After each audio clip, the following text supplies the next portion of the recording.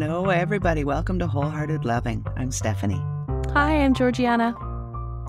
And today we are going to be talking about acceptance of futility, specifically in the form of a macaroni and cheese tantrum. It was totally a macaroni and cheese tantrum. But before we launch into it, we are going to start with a body-based self-connection practice. All right, so let's feel your feet on the ground, or maybe it's your butt on the chair, or perhaps it's both. And notice your breath. And we'll give the hands a squeeze. We're going to pair a bit of breath and movement together here. So inhaling through your nose, we're going to open up the arms wide and look at one hand. And then on your exhale, let the breath out and bring your hands back together so they touch. And we'll do another one. Inhale, open your arms up. It can be to different directions, different opening up than last time. Look at one hand. And then exhale, bring the hands back together. And we'll do that one more time. Inhale, open up your arms. Look at one hand. Exhale, giving the hands a squeeze again. Yeah. Just notice how that feels. You're always welcome. I always encourage you to notice if you want to do 3 more. If your body feels the pull to do 3 more. I always do 3. 3 is an easy number of things to do. It doesn't take too much time. And then I like to pay attention to, is my body saying that it wants more of this? Perhaps my body is saying, nope, this is good for now. Or it might be saying, I want something, but something different, right? And we're practicing listening to our bodies, noticing, and honoring. I like to do that in parts, too. The largest part of me right now wants to be outside in the sun. But I'm honoring being here and the part of me that wants to be doing this. Yes. But, that kind of leads into the futility story. Yeah. Tell us There's this. parts, right? There's parts of our experience, yes. Always, yeah. So macaroni and cheese tantrum story. Macaroni and cheese tantrum. So it was a weekday morning. We were trying to get ready to get out of the house for school. It was me and the 2 boys. And Luca lost his mind because he was adamant on having mac and cheese for breakfast. And I didn't buy enough mac and cheese. I miscounted. Apparently he had asked me for some the night before and I didn't hear him. And so I only got mac and cheese for his brother for breakfast. That makes it even more tantrum worthy. Not just that there wasn't a mac and cheese for breakfast, but that his brother had some and he did not. And he had asked for it. Wow, and he was adamant he asked for it. I can't totally remember.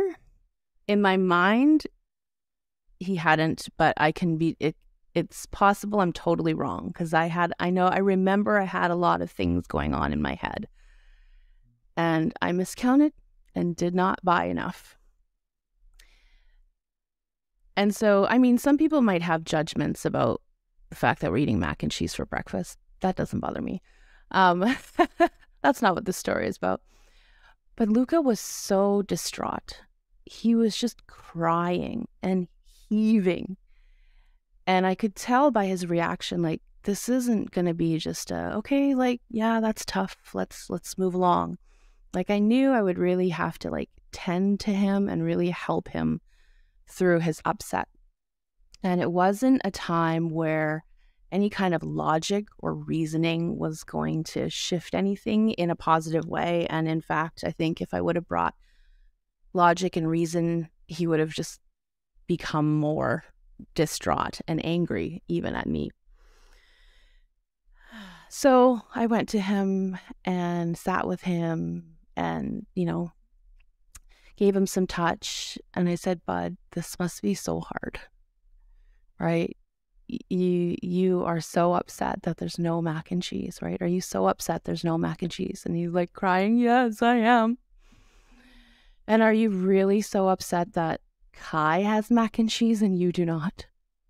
Yes. And like the tears just kept coming, right? Are you mad at mommy for messing it up? Yes.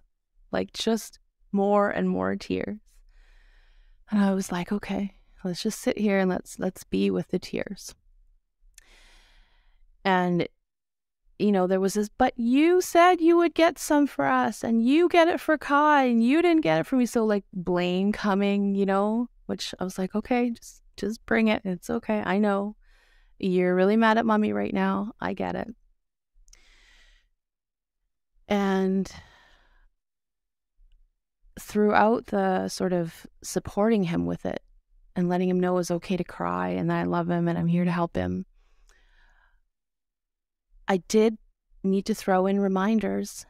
And also, there is no mac and cheese. Like, there's none. Like, it can't happen. I know you really, really want it bad, and it just can't happen. It's not happening for this morning. It could happen for another morning. It just isn't going to be able to happen for this morning. And I could just feel still some protest, but it was lessening. Because what was happening was it was settling in his mind. He was, in his body of, that's something I can't change. There's no way we can make macaroni and cheese magically appear right now. Okay, I have to pause you for technical questions. Yes. So are we talking single serving macaroni and cheese or a box of Kraft Dinner? I don't understand. Okay, you need those. Yes. Single serving, like from the freezer section, microwave mac and cheese. Like this is like culinary cuisine at its finest. Yeah. Right. So I can imagine. Yes, it is. I can imagine a lot of parents just going, "Oh God, okay, we're gonna split Kai's mac and cheese between the two of you to make this stop." I'm curious about your choice to not do that. My choice to not do that, I think it's multi-layered. One, because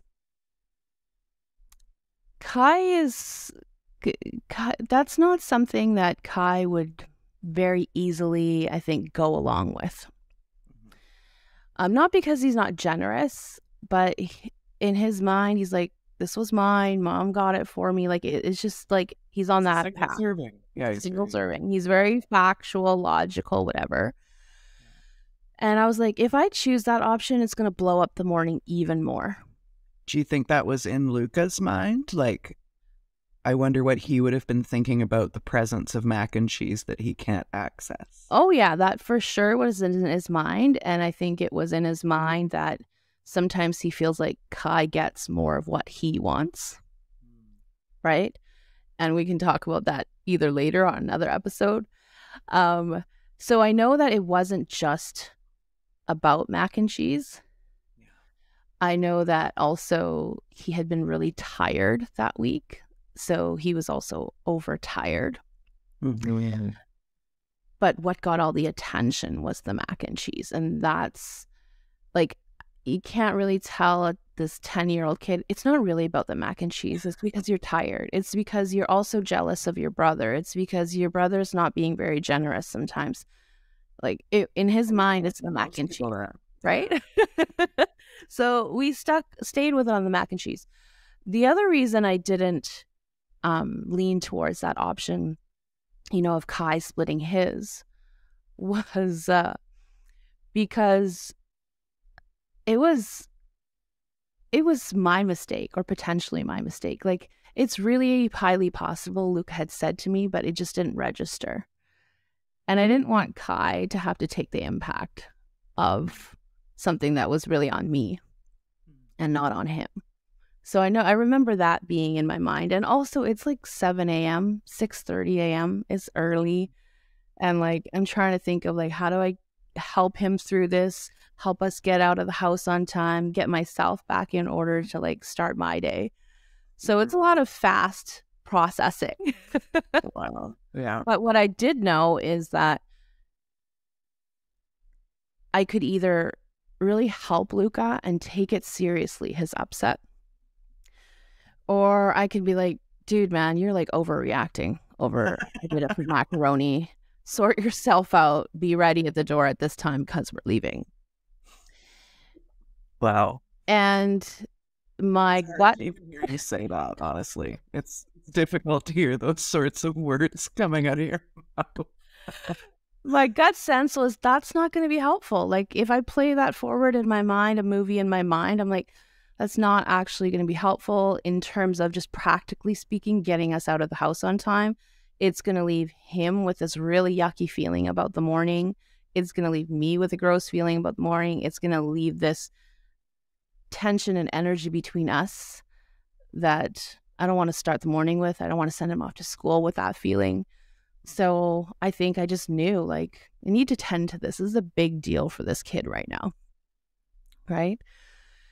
And yeah, does that help clear some things up? Yes, thank you. Okay. So he's crying. And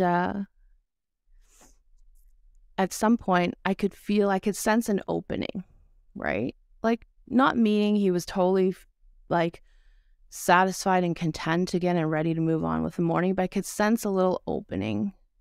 So I said, hey, bud, I know that, you wanted to get to school on time this morning because you have your track and field practice. And that was really important to you. I said, is it still important to you to get to that practice on time? And it was a really neutral question. It wasn't like, you said this was important and isn't this important to you? And if it is, then you should XYZ. It wasn't from that energy. It was really just a curiosity of, I think this is important to you. Let's double check. Like, is this still important to you right now? And through the tears, he nodded. Yes, it is. I said, okay. Well, if it is still important to you, then we're going to need to do something to help your body calm down and feel better so that you can get dressed and put your pants on and get your stuff ready so that we can leave on time so that you can get to your practice on time. Is that important to you? He's like, yes, mommy. It's like, okay. And then it began this like, what's the next step to take care of? What does your body need next for us to like shift gears and focus on this desire that you have? Yes, you desire mac and cheese. We come to acceptance that cannot change right now. We can cry all the tears we want, but we can't change that right now. There's also this other thing that's important to you. And there is an opportunity to change some things around right now so that can still happen. And is that important to you? Are you open to that? And do you need help with that? Because I'm happy to help you. So that is how we switched gears that morning. Accessing the parts. And it was, to be honest, like as a mother, like really beautiful to watch. It's really beautiful to watch that, one, he felt safe enough to just lose his mind over something that maybe, other people wouldn't lose their mind over, mac and cheese in the morning. But he was like, I'm upset about this. This matters to me. And I'm going to show you that I'm upset. And as much as it's not easy as a parent, especially when you've got places to be and kids to get places at certain times, I'm glad he doesn't shut off his tears because of someone else's agenda. Yeah. Right? Yeah. Would it be nice if he was like, yeah, I don't want, everyone else to be late, so I'm just going to gather myself. Yeah. Like, as he gets older and he, takes those things into consideration of maybe I know I'm upset and maybe I need more support with this later, but for right now, let's, do my best to make sure we can all be on time. That would be beautiful, if we get there one day. But he's 10. And I don't feel like that's a responsibility I have to lay fully on him to be able to do that himself and Sure. to have that as his main priority. So it was really beautiful to witness, like, what a difference it makes to hold with care and with touch in this case, because he was open to it. Someone in that moment of coming to full acceptance that I cannot change this situation. He could not, he was coming to acceptance that he could not change it and that his mom couldn't change it. Like, we couldn't change it. And he just had to feel the deep upset. Not just of, I can't have mac and cheese and I want it, but there's nothing I can do right now and nothing that my mom can do right now to change that. And I've just got to come to acceptance of that fact and that reality. And it's okay if I feel upset about that. It's okay if I need to cry about that. It's okay if I need help with that. But the reality is, some part of him realized I need to come to acceptance with the fact that that's not changing. Yeah. And then to see, did you want to say something? Well, and redirecting, I mean, there's true acceptance, and then there's like acceptance in the moment, and let's redirect to something that is also important. Mm-hmm. There's that when I hear you talking about this, because I don't have kids, I think mostly about adults who are experiencing some kind of futility and railing against it. So I kind of have a different associations in my mind, but I think we tuck that away, right? We tend to not want to feel the feelings, and we just go, forget it, I'll go to work, or I'll, distract in some other way. And the healthy aspects of that are important, instead of thinking of things as being distractions or to take away the pain of this futility feeling, to remember the things that are also important to us. Yeah, and I think, what you said, it's possible that we might be really upset about something and we might say to ourselves, okay, let's just go to work. And that's fine. And there's also just a minor tweak we can make to that I feel makes it more empowering and I feel makes it more self-honoring, which is to be able to say, I can't, I feel so upset about this thing right now, I can't change it. And it's also important to me that I get to work on time. It's also important to me that, I get to work on time and have a few minutes to myself to settle in, right?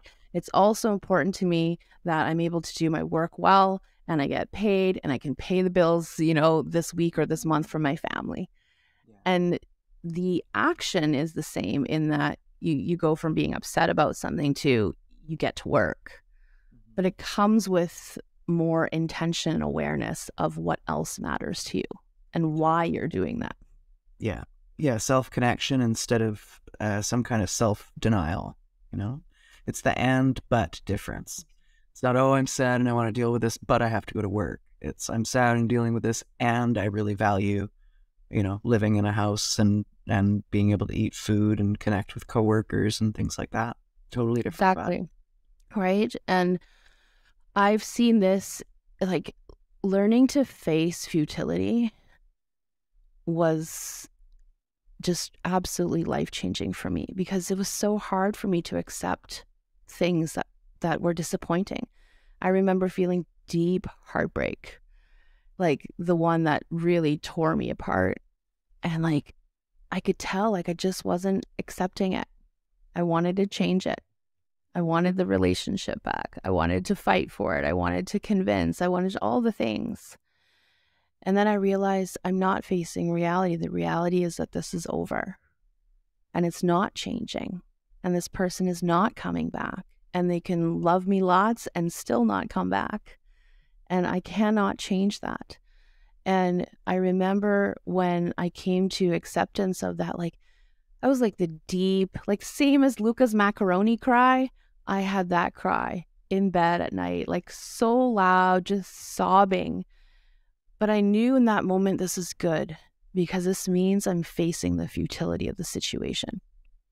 Like, I have this visual that you just hit a wall, because like nothing else can happen. You just hit the wall and you sort of go splat, and like you just like fall down and slide down the wall into like a heap on the ground. That's the visual I have.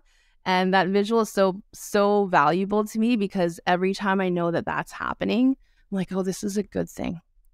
Because once I can just splat on the wall and slide down the wall and be in that pile of grief and sadness, then I will have felt that and released that energy and create some space for, and what else? And what else do I desire?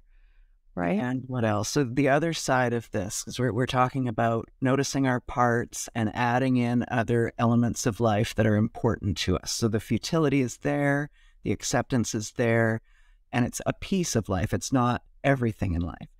Something that I have historically tended to do, and I am so happy I do not do anymore, is deepening into the futility, expanding that futility. So it's like I'd hit the wall, I would slide down, and then I would drag myself down the length of the wall, exploring, does this wall go on forever?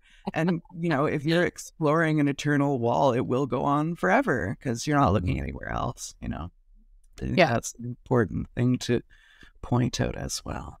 Yes, for sure. And that's why it's really important to grow that muscle to stay connected and be able to redirect ourselves towards, and what else? What else do I desire? Right? What else I desired was to feel confident again, to be open-hearted for a relationship that was more aligned and more fulfilling. And if I spread myself all in all the directions over the wall, I would not be moving towards that desire.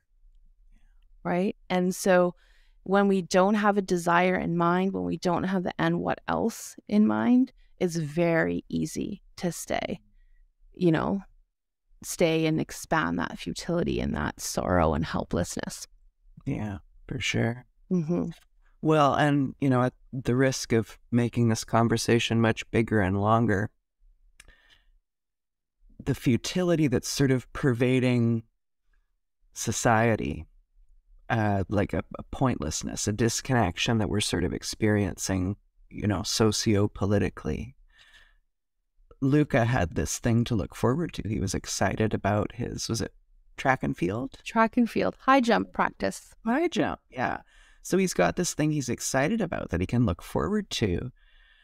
I wonder what you would recommend for people who don't feel excited about their life and don't feel like there's something to look forward to. That's a really great question, because sometimes we can find ourselves there. I might say, do you desire to have one breath that doesn't feel as sorrowful as this one? Right? Do you desire to have one moment of relief?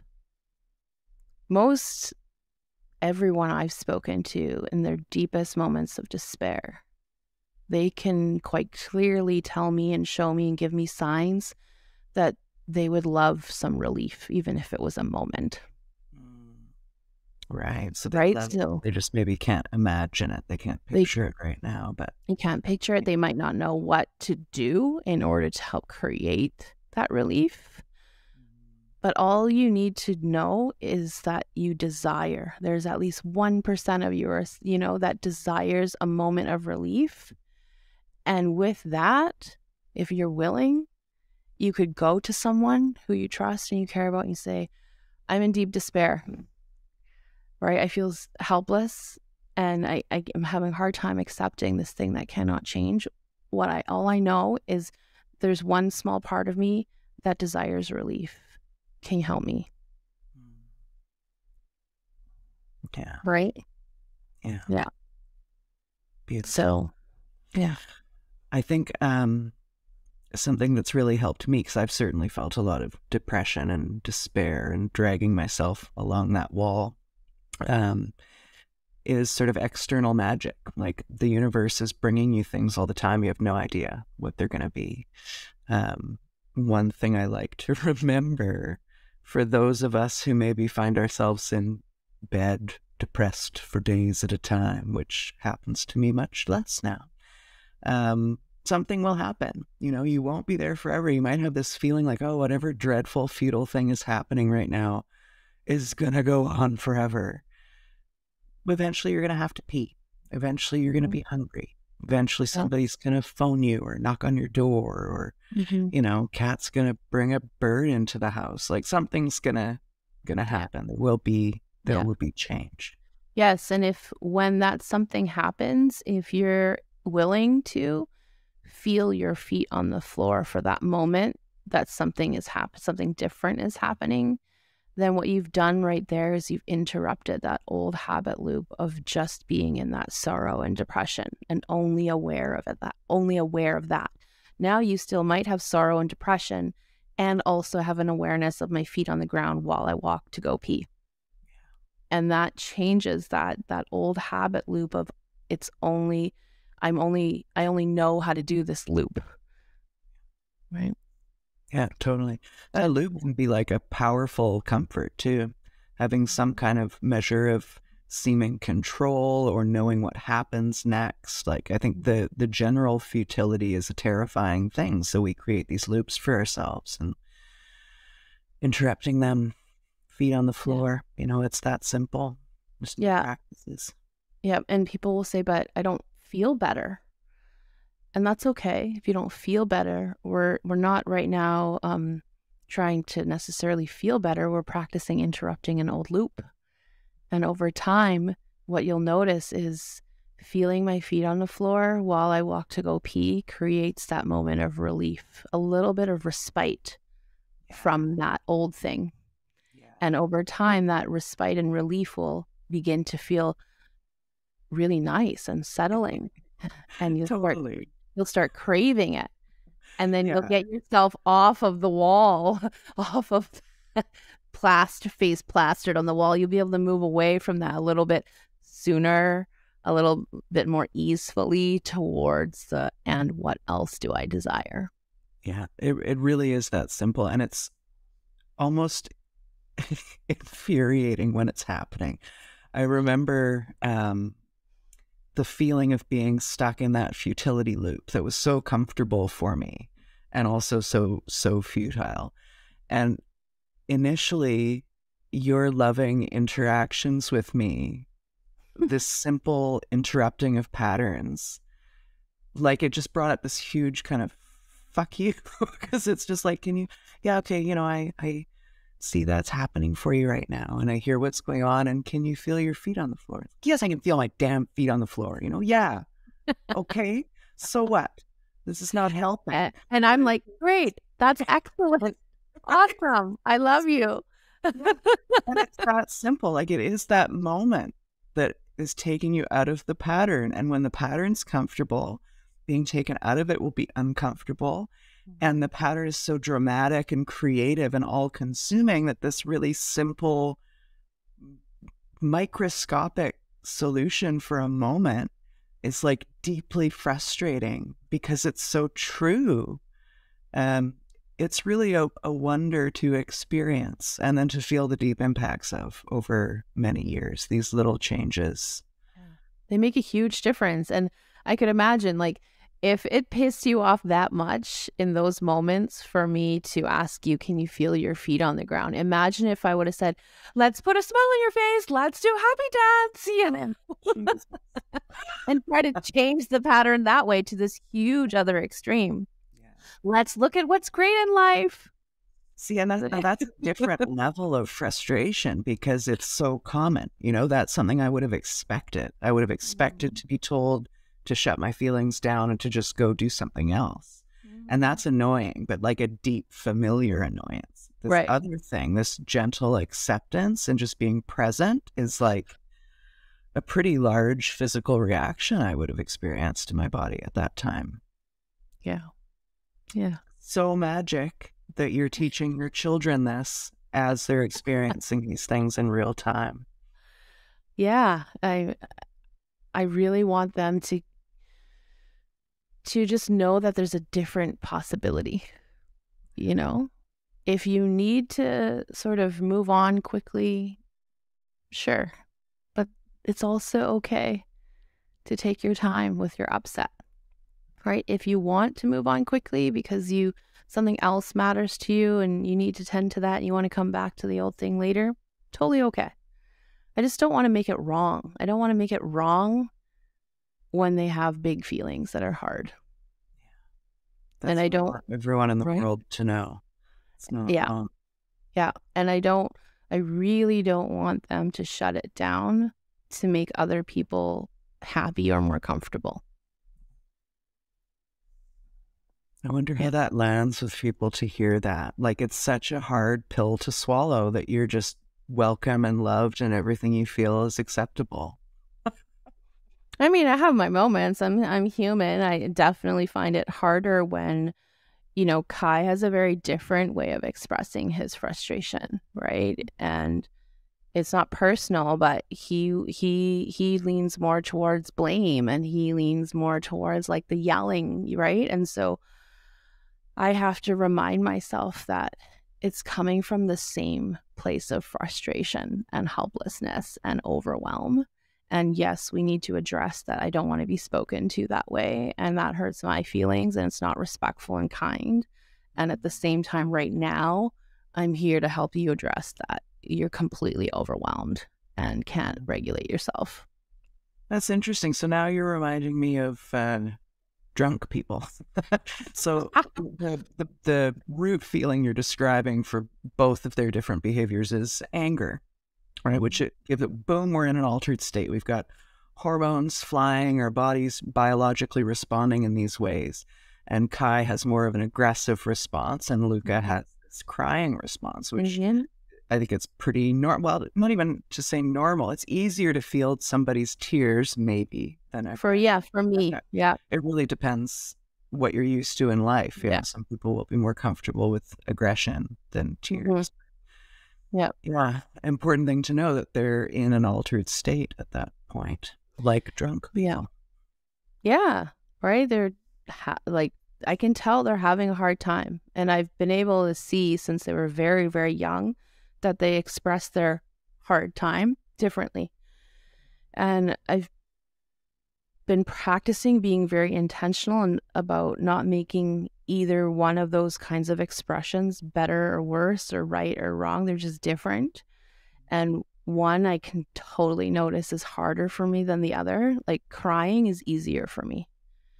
Yelling and screaming, because I heard so much yelling and screaming growing up in my family, that is hard for me, especially if it comes with blame, right? It triggers all my old stuff.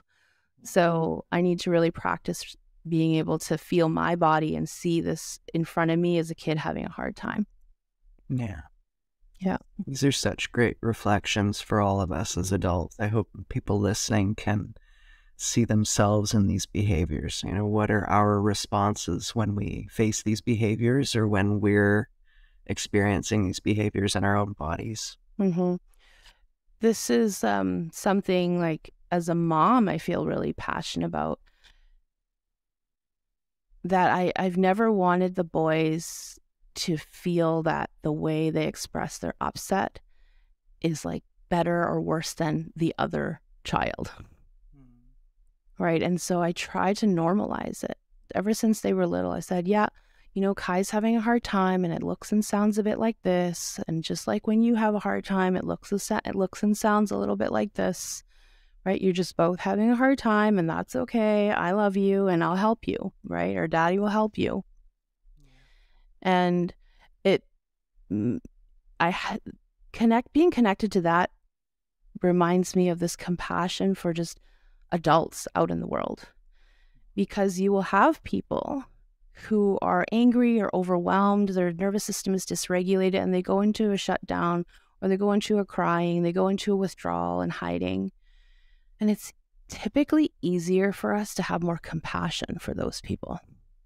And then there will be people who don't go that route, and it's more aggressive.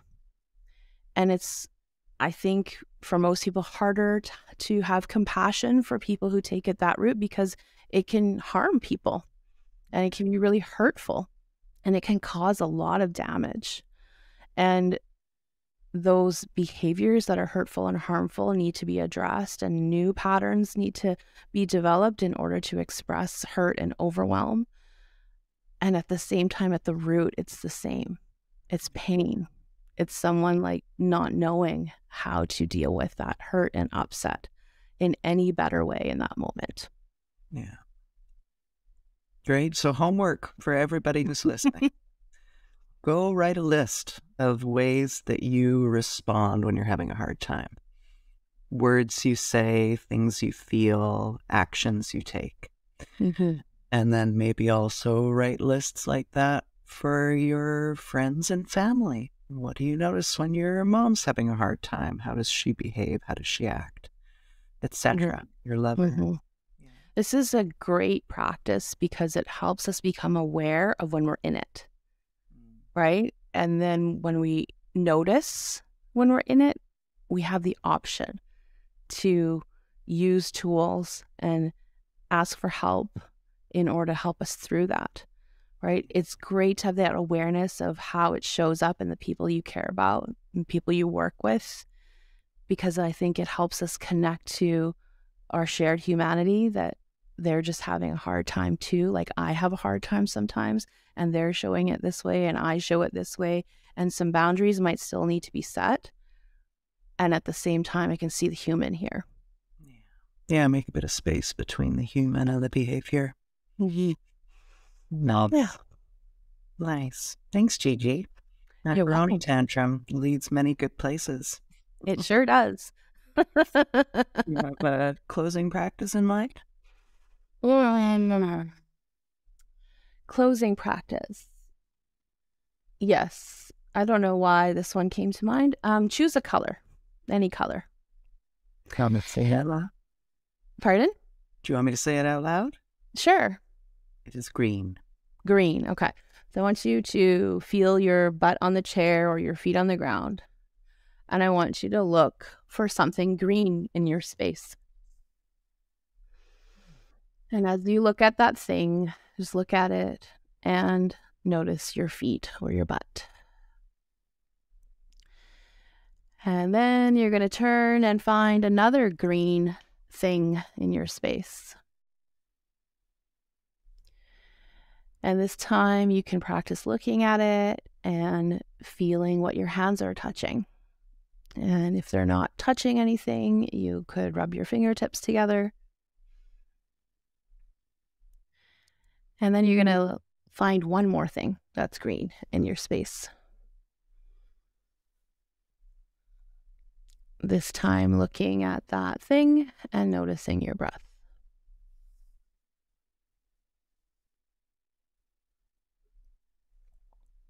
And come back to sitting or standing in a way that feels good. Very Yeah. Thanks, Gigi. You're welcome. Anything else you want to say before we sign off? Don't be hard on yourself if you feed your children microwave macaroni and cheese for breakfast. Very good. Okay. Great. Well, thank you everybody for joining us. We'll see you next week. As always, please like, follow, and subscribe. And if anything we've said here today has been helpful for you, please share with somebody you care about. We'll see you next time. Bye. Bye.